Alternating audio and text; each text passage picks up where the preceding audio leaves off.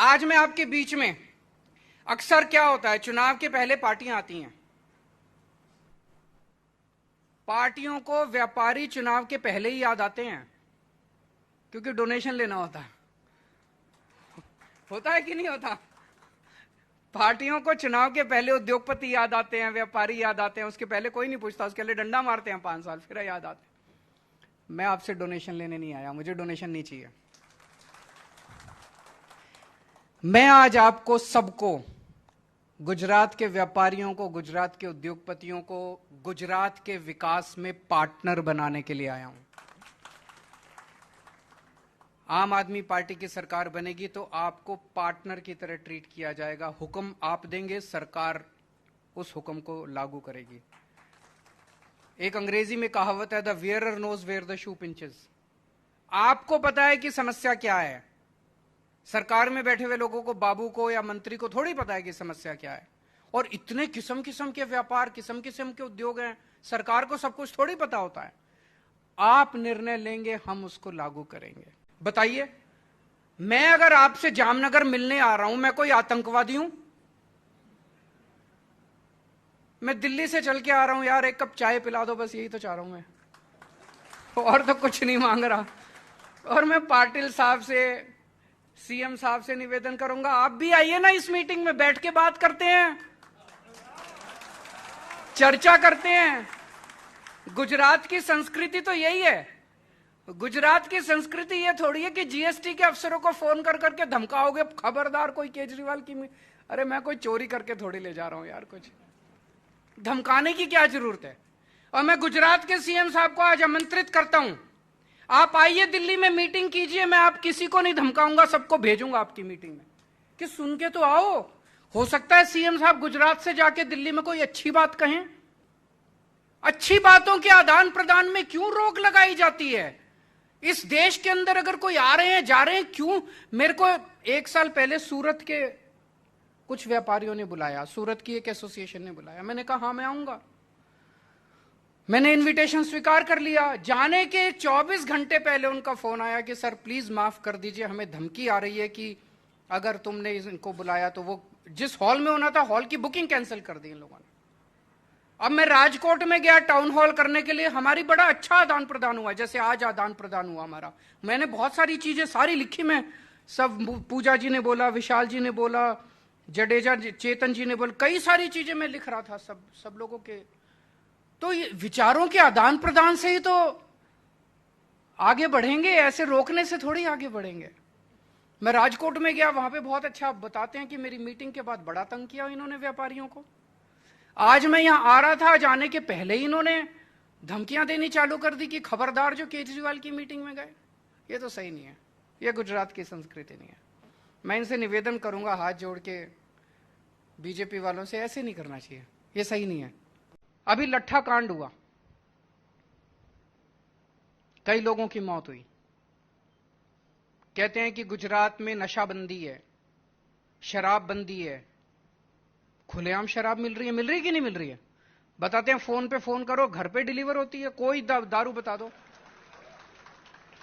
कोई दारू का ब्रांड बता दो, फॉरेन लिकर चाहिए, देसी दारू चाहिए, जो चाहिए वो कहते हैं कि बड़े आराम से मिलती है। हजारों करोड़ का धंधा है। किसका है ये? कौन चला रहा है? कौन मास्टरमाइंड है इसका?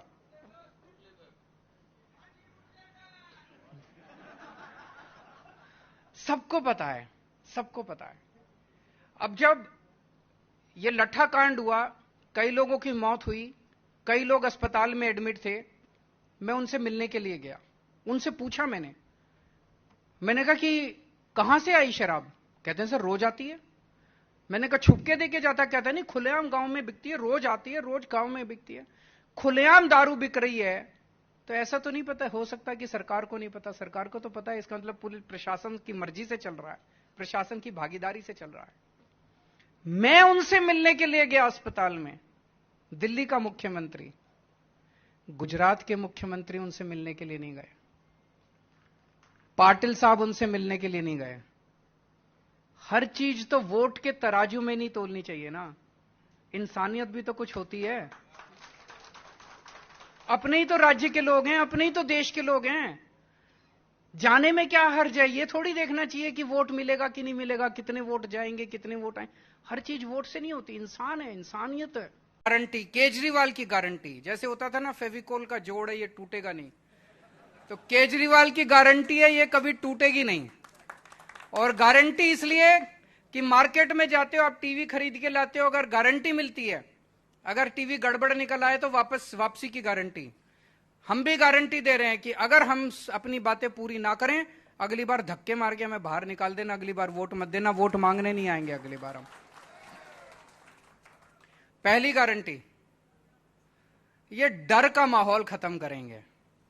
आप जिस मर्जी पार्टी से हो, जिस पार्टी से हो, जहां जाना चाहो, कल केजरीवाल की मीटिंग में जाना चाहो, पाटिल साहब की मीटिंग में जाना चाहो, किसी की मीटिंग में जाना चाहो, आप फ्री हो जाने के लिए। यार ये डर का माहौल खत्म करेंगे, निडरता के साथ आप अपना काम कीजिए। दूसरी गारंटी, व्यापारियों को इज्जत देंगे। व्यापारी पैसा कमा लेता है, इज्जत का भूखा होता है, उसको कोई सरकार इज्जत नहीं देती। मैं इनकम टैक्स में होता था, पहले इनकम टैक्स में कमिश्नर की नौकरी करता था।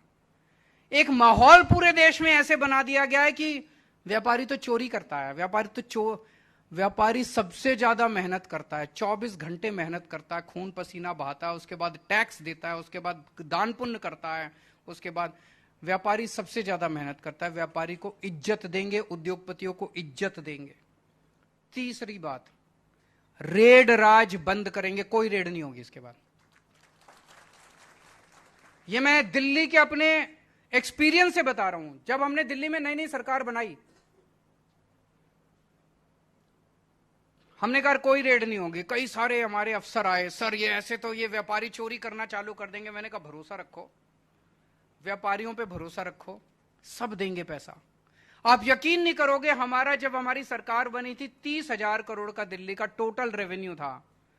आज 7 साल में 75,000 करोड़ रेवेन्यू हो गया। हमने कोई रेड नहीं मारी, व्यापारी खुद ब खुद दे रहे हैं। कि देख रहे हैं व्यापारी कि केजरीवाल स्कूल भी ठीक कर रहा है, अस्पताल भी ठीक कर रहा है, बिजली भी दे रहा है, पानी भी दे रहा है, हमारे भले का काम कर रहा है। व्यापारी खुद ब खुद देना चाहता है। वो कहता है यार तुम अपने दफ्तर में बैठो, मेरे को तंग मत करो। बस एक ही शर्त होती है व्यापारी की, मेरे को तंग मत करो। रेड राज बंद करेंगे, भ्रष्टाचार बंद करेंगे।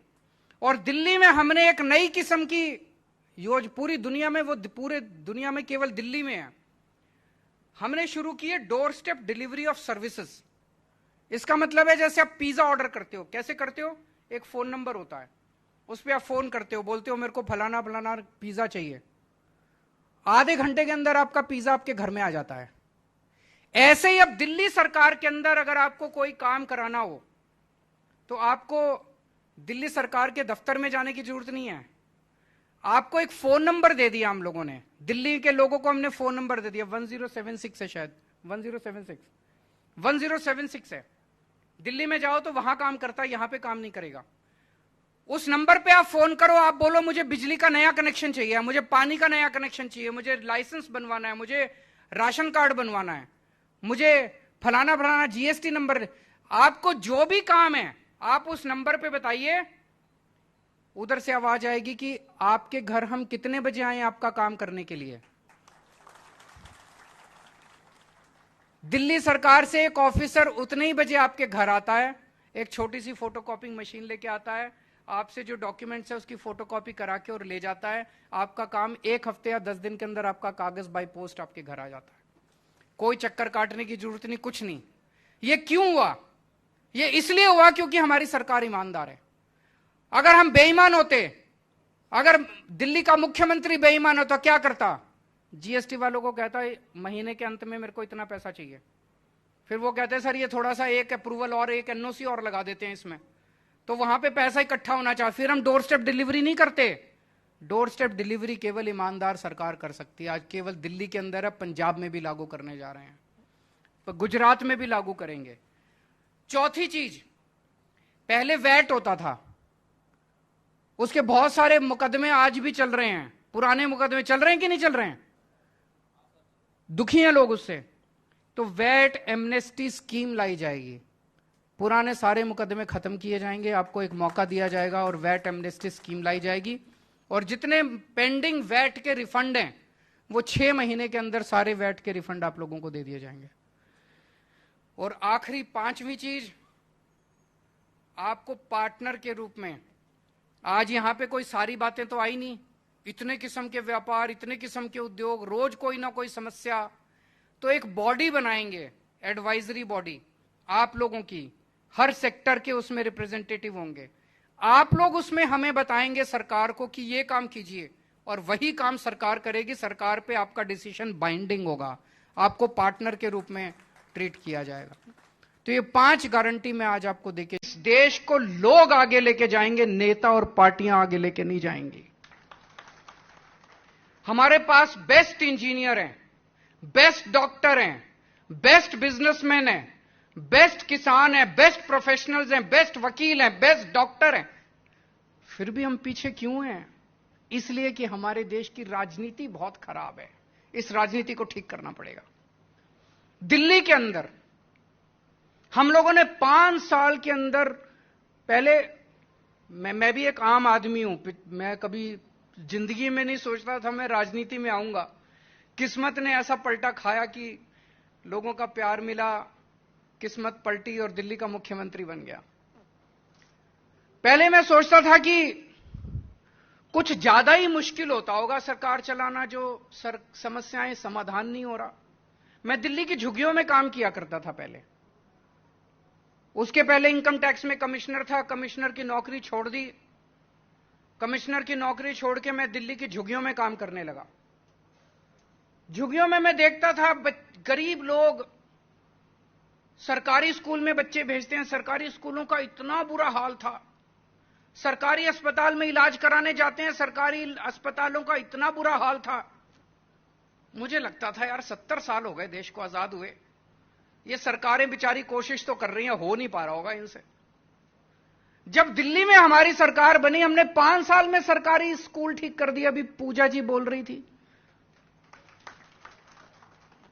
दिल्ली के सरकारी स्कूल 5 साल में इतने शानदार कर दिए, दिल्ली के सरकारी अस्पताल 5 साल में इतने शानदार कर दिए। सरकारी अस्पताल, आजकल दिल्ली में लोग फोर्टिस में और मैक्स में नहीं जाते, सरकारी अस्पताल में जाते हैं अपना इलाज कराने के लिए।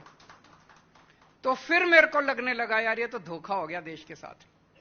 हो तो सकता था, स्कूल भी ठीक हो सकते थे, अस्पताल भी ठीक हो सकते थे, व्यापार भी ठीक हो सकता था, इंडस्ट्री भी ठीक हो सकती थी, सड़कें भी बन सकती थी, बिजली भी ठीक हो सकती थी, पानी भी ठीक हो सकता था।